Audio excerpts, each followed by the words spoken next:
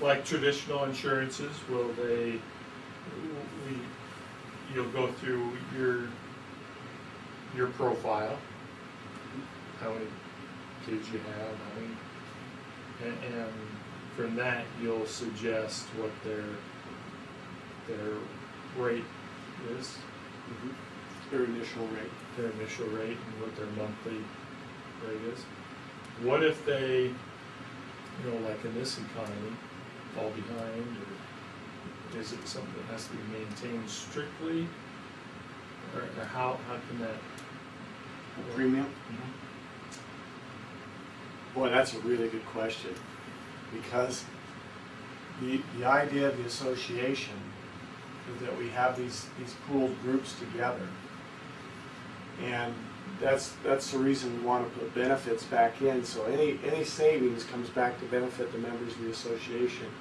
We want to be able to help people if they do get in that situation where they fall behind.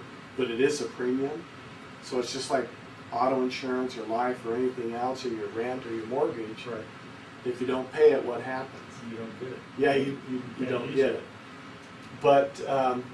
But they can still participate, and that's the beauty of the program. We have a lot of options available.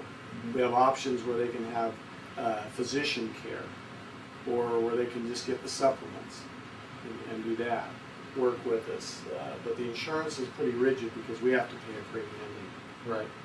Well, the reason I ask that is, I've always been self-employed forever, since I got in the military in '85. And my wife always had our insurance. She worked for Smith's, and they gave us a pretty good insurance. But in 2003, she had twin little girls, and then in 2004,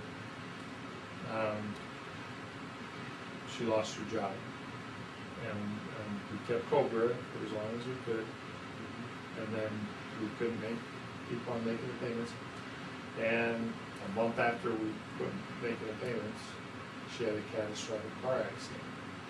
One of our sons was killed, my mother was killed. My wife broke her back, broke her left leg right into the knee joint, right ankle, almost had her right arm severed, crushed rib cage. I mean, just lots and lots of stuff. So, so we went through a period that we, well, we're in cycles. Sometimes we have insurance, sometimes we don't. So that's just what kind of my question is, how do you, if you have a savings account, you have money in there, but you haven't made a premium, can you still use the money in there? Oh, You know, yes. For a doctor's visit.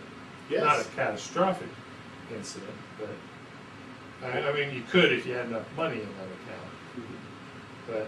Yeah, and more can be put in. So there'll be instances where